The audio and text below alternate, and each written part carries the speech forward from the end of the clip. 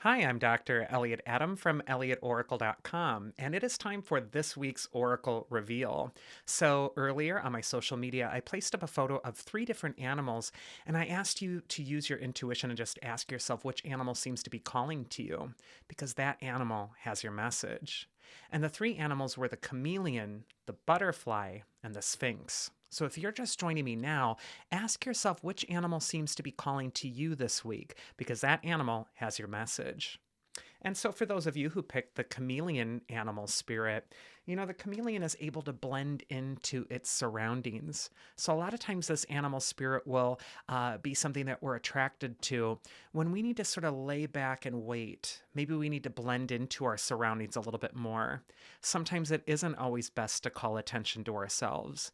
And sometimes that subtlety can give you an advantage. It can help you become more observant and watching what's going on around you. But also, the chameleon can change its color. And colors can really affect our mood. So, this could be a week as well where you're really thinking about how am I going to change my color? How am I going to change my mood, depending on what's been happening. First card for chameleon is where is it best for you to place your focus this next week? And we get the Page of Cups reversed. Now, when the Page of Cups comes up reversed, for me, he is one of the most creative cards in the tarot. But when he's reversed, he can represent a creative blockage, feeling like something is stuck. It's like you really want to create this thing. You really want to feel motivated to get this job done, and yet you're losing that inspiration to do it. And sometimes that's a fear in disguise. Sometimes what we're really afraid of is our own success. Or if we actually do commit to doing this thing in front of us, well, then we're committed to going the whole way with it, aren't we? And then there's all the what ifs. What if it fails? What if this doesn't look good? What if I'm judged for it? And yet, the Page of Cups is telling you that it's important for you to remember your joy for what it is that you're doing. This could also, when we're coupling the Page of Cups reversed with the chameleon symbolism, it could be a time where you're sort of laying back and figuring things out a little bit and waiting for that creativity to uncork again. So I just kind of feel like this could be a time where maybe you need to be a little more observant with what's happening around you. Or even with that case of the chameleon, really observant of what color you're wearing right now. A lot of us don't realize it, but we are constantly announcing to other people how we feel about ourselves, our projects, the things that we're sending out into the world by our body language, by our facial expressions. And so, if you're going through life right now, sort of with a really gray, murky color, and you're not really feeling bright, that chameleon could say it's time to shift your energy, shift your attitude, do something that builds your self esteem. That might actually get that creativity moving again. The advice from your inner wisdom is the Hangman card. And the Hangman, he represents sacrifices for better results. Now, this card can represent a temporary period of discomfort, having to put yourself through something right now that makes you uncomfortable. But that sacrifice of comfort, is actually what's going to lead to your breakthrough. And when we're coupling that with the mission of the Page of Cups reverse, which represents that stuck or stagnant energy, maybe what you're needing to make a sacrifice with is you're needing to sacrifice your need for instant gratification or comfort at this moment in order to do the hard thing and to actually make yourself do the thing. It might feel like, oh, I'm so scared. I don't want to do this. It's making me so uncomfortable. It's almost as if that anxiety thing is what you really want to walk toward at this time. So, like Eleanor Roosevelt used to say, you must always do the thing you're afraid to do. I think that is where your breakthrough is really going to be waiting if you're the chameleon. And then the mythic archetype that's going to help you this next week is actually Kairos. And in ancient Greek, Kairos means the time or the right time. He is the god of divine timing. And what he can say is that this might be a time where you're kind of getting yourself all ready, but the time is now. The time for that opportunity to get things set in motion is at this moment, even if it causes anxiety. The card Kairos on the back says, trusting that opportunities find me, I have the time to proceed at a comfortable speed. So there is a sense that as well, maybe you're needing to accept that things are all going to unfurl as they're meant to, that everything has its appropriate or proper timing. And maybe what you're needing to see to now isn't so much the pushing through of a project or the getting a job done, but a checking within and seeing what kind of emotional color you're wearing, chameleon. Because I feel like if you do the work on yourself and you proceed down the path, the right time will align. And so this little divine detour that you've been finding yourself on could be sorting itself out. Next, we're going to go into the butterfly animal spirit. So if you're attracted to the butterfly, that's a bad reflection there. If you're attracted to the butterfly, this could be a time where you're really focusing on your own transformation. You know, the butterfly is the final stage of the transformation from the caterpillar. And so too, with the advent of spring in the northern hemisphere, this could be a time when you're coming out of your cocoon. Could be a time when you're really allowing yourself to shine. But also, the butterfly is associated with that element of air. And so, this could be a time of really getting your ideas going again and really feeling inspired by this fresh breath of new beginnings and new opportunity. First card for butterfly is where is it best for you to place your focus this next week? And we get the Angel of Temperance. And the Angel of Temperance is pouring one full cup of water into the empty cup. And what that's a symbol for is that right now it's so important for you to take that part of your life that has been really stealing all your energy. It's like you're really pouring your whole being into this one cup. And it's time to redistribute that energy into the thing that's been neglected in your life. And maybe that thing that's been neglected is you. Maybe you really need to give yourself something or fulfill something in yourself that's been parched or running on empty for quite some time. You know, the Angel of Temperance is a great symbol of healing in the tarot. And it's so funny that the angel is sort of sandwiched in between some of the most challenging cards of the major arcana. So we have number 12, the Hangman, and the number 13, the Death card. And then we have number 14, which is Temperance, sandwiched then in between the Devil, number 15, and the Tower, number 16, before we finally get to the Star. And so the Angel of Temperance can sometimes represent meeting the angel, meeting spirit in the darkest places. And it might feel like something's lost or forsaken or difficult or a challenge for you. But that's often where you're going to find your angel. That's often where you're going to find that divine assistance to help you face those shadows. And we all have shadows. We all have challenges that we're going through. And so it's so important that we're not giving up on ourselves and that we're not giving up on that work of replenishing that which in ourselves needs to be acknowledged at this time, even if it does cause you to look at some shadows or clear some things out along the way. The advice from your inner wisdom this next week is actually the Ten of Wands reversed. And the Ten of Wands reversed can say that you've just been trying too hard. You're pushing too hard. And you need to maybe be a little kinder to yourself right now. Maybe the things you're pushing for are very effectual. They're very successful. They're very helpful to the people around you that are depending on you. But they're also requiring great cost for you. And this sort of endless stress and pushing forward is no way to live in perpetuity. And so that Angel of Temperance could be saying that it's time to replenish the part of yourself that is able to put down your burdens for a little while. Maybe is able to switch gears from your worries. And not through something artificial like zoning out on a television show or, drinking a bottle of wine by yourself, but instead really putting your focus on something that is really more rewarding, more aware, where you're conscious, where you're really delving into what your spirit might want or need at this time. And there's no judgments with this card of the Ten of Wands reversed. You know, your efforts really have been worth your time. And, the things that you've had to do to make things work, there's no regrets there. Sometimes we got to do what we got to do.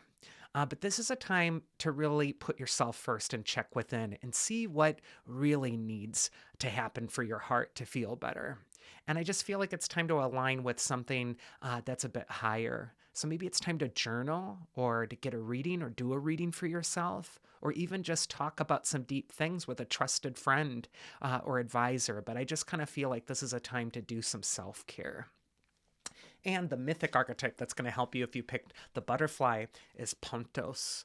And Pontos is the sea in ancient Greece. It's also the sea on the edge of the world, which is veiling the unknown. No one knows what comes beyond Pontos, you know.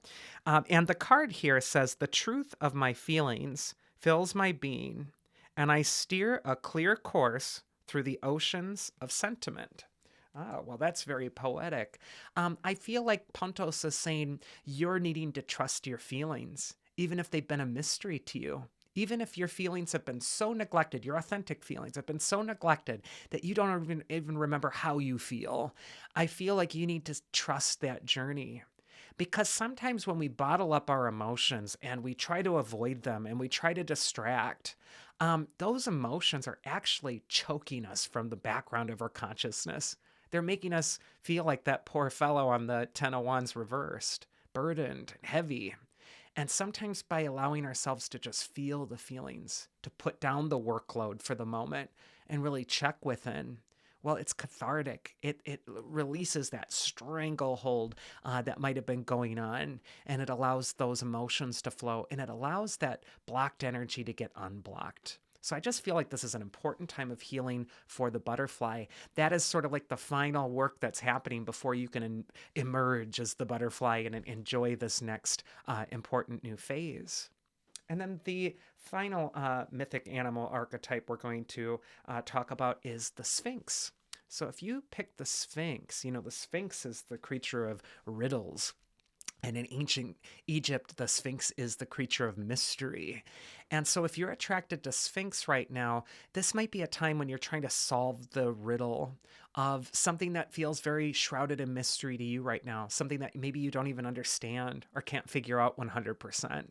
This could also be a time where you're puzzling over oracles. You're puzzling over little signs or signals or messages that you're getting. And you're asking yourself, what was that trying to tell me?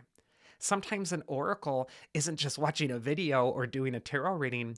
Sometimes life events happen to us that feel like they're random and we don't know why that happened to us. And yet there's a deeper meaning in there.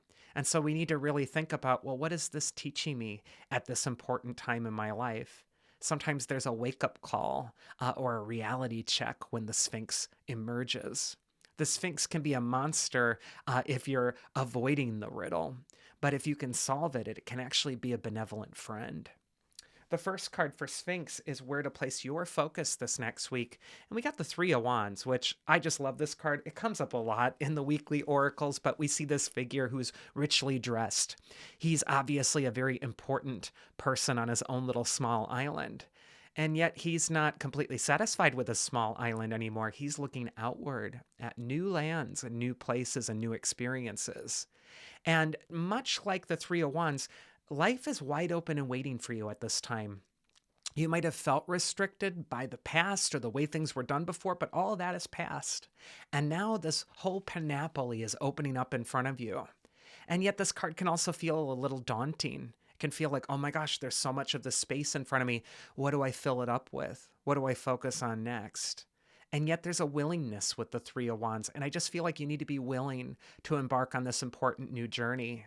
The waters this figure is looking over are glowing orange from sunrise or sunset. The sun is setting on your old way of life. It's rising on the next. And you should get excited about what's next, not filled with dread, not filled with anxiety, but filled with wonder at all the wonderful things you can create and all the new ways that you can steer your own ship of your life towards something that's really going to bring authentic fulfillment. So I just feel like Three of Wands is saying that there's a script that's getting flipped here. There's a new beginning, and you need to, go toward it or be willing. The next card is going to be advice from your inner wisdom if you pick the Sphinx, and we get the Seven of Pentacles. And the figure on the Seven of Pentacles is growing his crop there. And it's growing, but he's kind of leaning in patience. He's waiting for this thing. It's not ready for harvest yet. And so I kind of feel like there's big ideas for the Sphinx, big plans ahead for you. And yet there's this thing called divine timing where things are still growing in the garden. And yes, that Seven of Pentacles represents the number one word everyone hates to hear in a tarot reading, which is patience. And it's like, patience. I've been patient. I've been doing everything I can. Yeah, patience.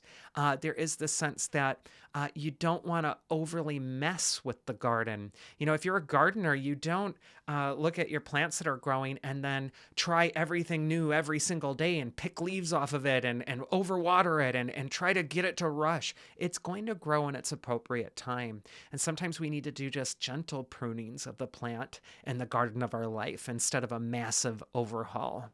And so I just kind of feel as well, both with the Three of Wands and the Seven of Pentacles for the Sphinx, the big ideas that you have right now, they don't all need to happen tomorrow. It's like there's a 3-month process in front of you of which you can make this stuff happen. And so calm down, allow this thing to grow. Stop, picking at the plant, or it will be unable to thrive or grow. And the mythic archetype that's going to help you this next week is Prometheus.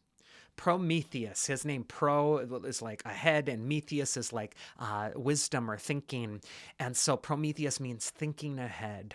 And just like I was saying, it's like you need to think ahead, not about what things feel like in this moment, but what things are going to be required for you as the next months come up, as the thing ends up developing in time.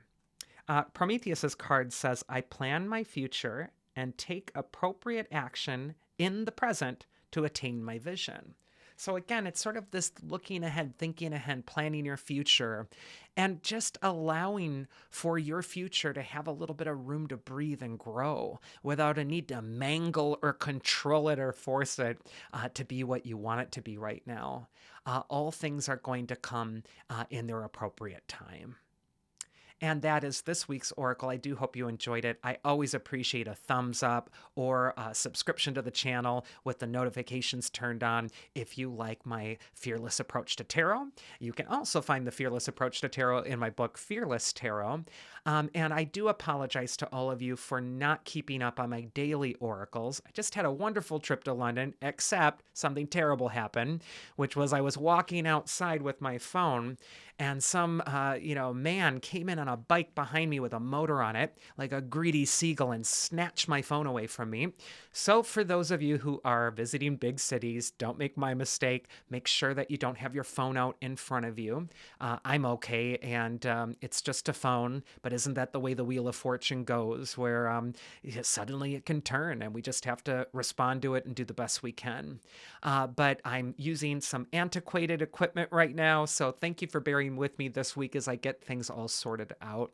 But this has been an eventful week for sure. If you also liked my readings, you can schedule a one-on-one session with me at elliotoracle.com.